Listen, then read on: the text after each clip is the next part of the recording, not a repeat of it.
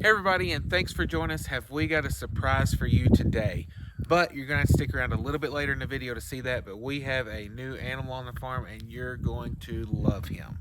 But first, we want to talk a little bit about what we've had going on, the preparations we did to prepare for the big Arctic blast that came in. We actually had told y'all a while back about the girls having a Christmas trip for us to go to San Antonio. We went down there. It was warm for a couple days, then it got cold. We had all that booked before we realized it was going to turn off cold. So we spent about a week before leaving working really hard to get everything set up and ready. And we did really well on getting the animals prepared, but we kind of neglected some of the other things for ourselves, trying to get them taken care of. But luckily, it wasn't a total disaster. But first, I want to talk about the house. My mom, she takes care of all the animals and stuff in our property whenever we're gone. She's checking on everything because they're right across the pasture from us.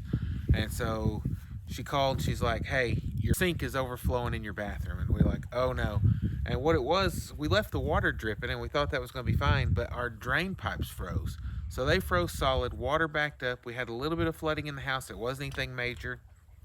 But since we'd done most of the stuff we wanted to do for the girls in San Antonio and it was cold anyhow, we decided to come back home early. Came back, icicles hanging all over the pipes. It was a craziest thing I'd ever seen. I mean, it just looked like a winter wonderland under the edge of our house. And so we tried to, in order to keep the pipes from freezing, since she had to shut off the water, they cut the main water line to the house, opened everything up to let it all drain out, in hopes that we could minimize more damage. So we get back, it's like 2 o'clock in the morning, we got home. We stopped in Texas and picked up a big diesel heater that was like I don't know, turbo heater. I don't know what exactly they're called, but it's a tube that like shoots out flames out the end. But we picked up one of those because I figured in Arkansas, everybody had been experiencing that cold. It wasn't quite as cold there, and I didn't figure we'd be able to find anything like that here. So we picked it up on our way back. Thankfully, we did. Got it under the house. Had a little bit of trouble with the diesel tank because the diesel filter had kind of frozen, so I couldn't get diesel out of the tank except for it as a trickle. So we got some diesel going, enough to get the fire going. Started melting out the pipes, and thankfully, after I don't know, it was probably 8 or 9 hours of the heat going under there, we finally got it melted. We started getting a few sink drains going few by few, and finally got everything opened back up. So luckily, around 3 or 4 o'clock that afternoon, we had water back. All that was great. So we get water going, so then I'm like, we need to get some stuff going to give the animals some more hay, move some stuff around. So I get on the tractor, start to back it around. It makes it about 100 feet and just dies.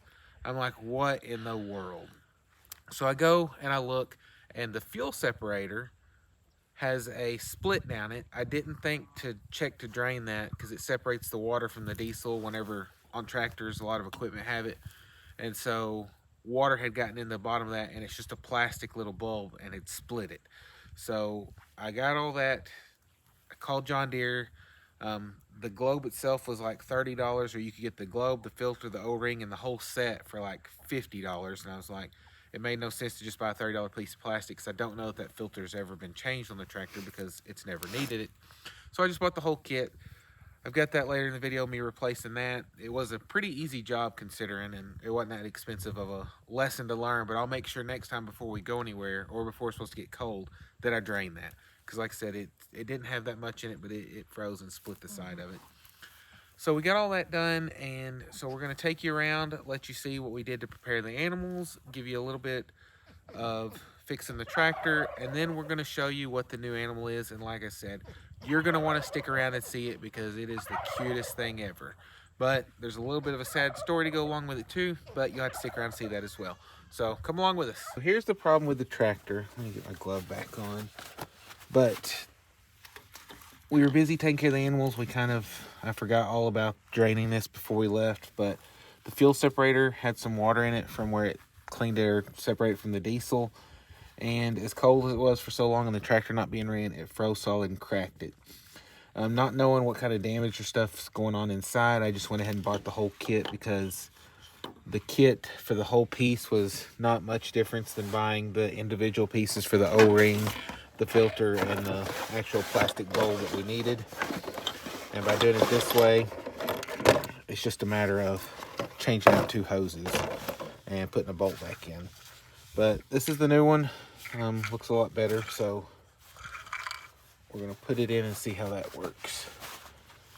I'm gonna go ahead and flip it to off so it doesn't lose a lot of fuel. Whenever we first take this line loose, we are gonna lose some fuel because it's on the diesel tank, but we're just going to get this other one on as quick as we can. So just pop that loose. We're going to pop that one on. And then it pops on the hose over here. And then we're just going to use a pair of vice grips. You can use pliers or whatever. I use needle nose to get it loose, but it's just got, I don't know if you can see them on here, but there's two hose clamps. There's one hose clamp there, and then there's one up here that we're just going to move down.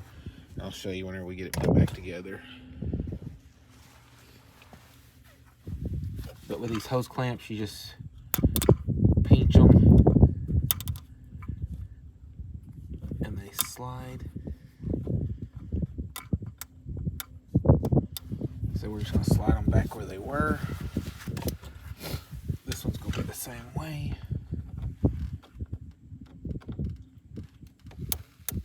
I slid this one around a little farther because I was having trouble getting the hose loose, but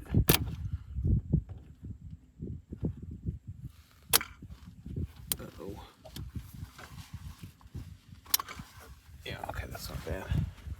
Thought I broke it there for a minute, but it was just the way the clamp was. We're probably going to switch this to on to get that where it needs to go. But yeah, that should be all there is to that. Can't really see for sure where this other one was exactly, but the hose is on there and it's around the hose. It's filling up with fuel.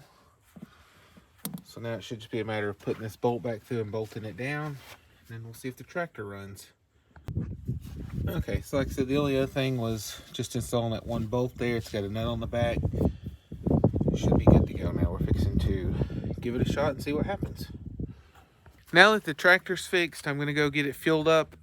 The bags of feed we buy are, I don't know, right around 1,900 pounds. The back end's so light that I always have to put something on it to kind of counterbalance it. The tires do have water in them, but it still just feels more stable having something else on. So I'm gonna go put the bush hog on before I unload the feed, and then we're gonna go around and fill up all the feed barrels.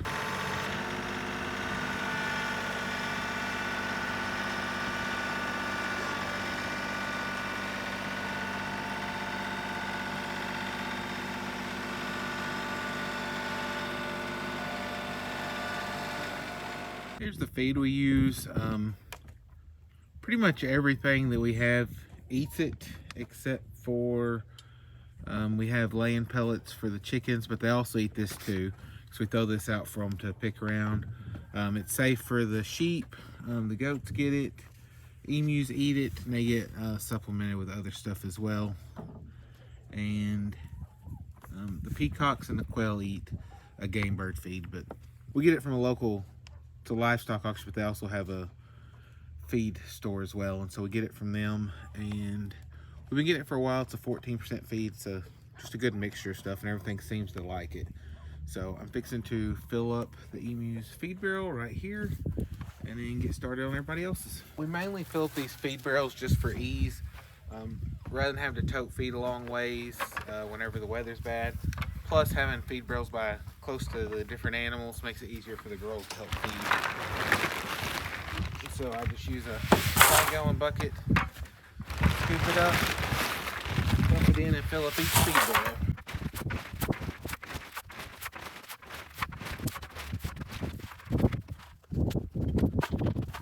One barrel down, 4 more to go. This is one of the shelters that we built for the ponies, donkeys, sheepy, and the llama. We're gonna put a roof on it eventually, but I ran out of time before this storm came in. So what we did is we put a tarp on it that way they'd have a 3-sided wind block. It opens up to the south, so it blocks the north wind. all the snow that was on top ran off the end, which you can see there's a big pile over here. So it kept them dry, kept them out of the wind. Like I said, once we get a little bit more time, we're going to get a roof put on it and enclose the sides a little bit more. It wasn't really a big deal because they're all shorter than what the walls are anyhow, and a wind block and keeping them dry was the biggest thing. We filled it full of hay. We're going to keep it deep bedded in hay, put a partial hay bale in the back because the first round of hay we stuck in here, even though they had a hay bale in their feeder, exact same hay, but they started eating it out of the floor, and so we figured we'd put a partial bale in there so they can still eat it and still have plenty of bedding. But they all survived the winter storm pretty good. We're expecting some ice on Monday, or Sunday night into Monday, and so this should work for them too. Over there's the pigs. The little pigs have their little shelter filled full of hay. You can see it in the doorway right there where they're going in, sticking out. And Betty and Hulk also have hay over in their barrel and have some on the outside. Like I said, all of these open up to the south to block that north wind off of them, and they all fared pretty well. We'll go up and show you what we did for the emus here in a minute, so you can see the shelter that we got for them. But as you can see, everything has some sort of shelter and wind block and plenty of hay to keep them warm. This is what we did for the emus. The shelter we had here before, they hardly ever used it, so we'd move some stuff around. But to get them some protection and wind block, we took part of our corral down and used 3 of the panels to make a 3-sided structure that also opens to the south. We've got tarps covering 3 sides of it in the roof so that they can stay dry and also keep the wind off of them. You can see they've been utilizing it. It's pretty nasty in there now. It was about, well, they've been in it like a week and a half and got it tromped down. But tomorrow, probably before all the winter stuff comes in, we'll fill it with some more hay to get it a little bit deeper. Like I said, whenever we initially put it in, it was fluffed up above the bottom rail everywhere. But just them using it and strolling it around and the wind blowing has packed it down and moved it around some. But we'll get them something back. They don't use it a whole lot. Whenever icing and stuff, hopefully they'll get under it. But like I said, for the most part, they just like to get out of it. Right now, they've got some icicles on their feathers where they've been playing in the water. They've been splashing in their water trough and have icicles all over them, but it doesn't seem to be bothering them. They're pretty happy, and like I said, they have the opportunity to get in the shelter. Not going to fasten them in there if they don't want to be in there, but they all made it through the Arctic blast pretty good too, and are doing well, so I think they'll be okay this next time, because after the next few days we should warm back up to normal like temperatures, and they'll be even better then. But we're going to keep this shelter in here until we get them moved to a different location, which will be a bigger pen. But we just got to do some work on our fences to make sure that they're big enough that they don't get out. But that's that. We'll go show you what we did for the escape artist goats and the chickens next. For the chickens and goats, we put a second shelter in here. They're filled full with hay. They have a partial hay bale over here they've been eating on, but they utilize this most of the times. A lot of times if it's not too cold, they like to sleep on top of these, but they do have a warm, dry place to get in. These open up to the west, generally, or the east. Generally our winds come from the north and west, so it blocks it pretty good. They've got a little bit of airflow there, but like I said, half the time they utilize them, half the time they just stay outside. But there's a few of them in here now. Like I said, a lot of times you can see they roost on the top. But all the chickens survived. They didn't have trouble with the winter weather either, so evidently it was good enough for them. This is the big surprise. Rose finally had her babies. Unfortunately, she decided to have them whenever the weather was really cold, and one of them was either born dead or died right after being born. We checked on her. My mom had checked on her. She was fine, and came back a little while later and discovered that she had had her babies. And like I said, they were both in the same location, but the one was dead. They were both boys. This one has been a real good fighter. It was super cold, so my mom had taken it to her house for a while, Rose is a first-time mother, not really the greatest yet, but she's getting there. So we've been keeping the baby in the rabbit house where it's warm and bring Rose in to bond with it and be able to let it nurse. And like I said, she's doing pretty good. She's doing a lot better now than what she was initially, so we're hoping she'll get there. But as soon as it warms up, we'll be able to keep them together all the time. But with everything else in here, Rose just likes to get into stuff, and we want her to be able to get out and get a little bit of a wait time too, because in here she'd be stuck with him all the time. But I love you too. she's doing pretty good about letting him nurse, but he is a cutie. When he gets done eating, we'll let you see him up close. But You're good, Mama. You're good.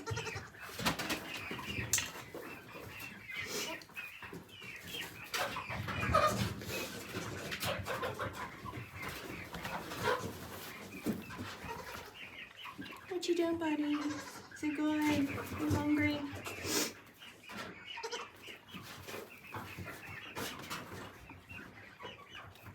this is Tiny Tim up close. You see he is very rambunctious, getting around really good. So, big turn of events from how he looked when he was first born, because we weren't too sure how he was going to make it. Come here. Yeah, he's getting lots of milk and loving. He's very happy. The girls named him Tiny Tim because he's so small and so happy. This is some of our other goats that we got from the Eddies. Here's one of them. They're all very Storm curious. Cloud. Storm Cloud. Hey, baby. Oh, watch out. Yep, there's Tiny Tim. First little goat born on our farm. He is so Super cute. proud of him. Hey, guys. But yep, you'll have to stick around with us and watch some more videos to see some more of him. Watch him grow. So that's what we've been up to lately. Just trying to keep everything fed, warm, making sure that all the shelters are good, and taking care of sweet little Timmy. We really appreciate you watching, and we'll catch you next time on our way out. Bye.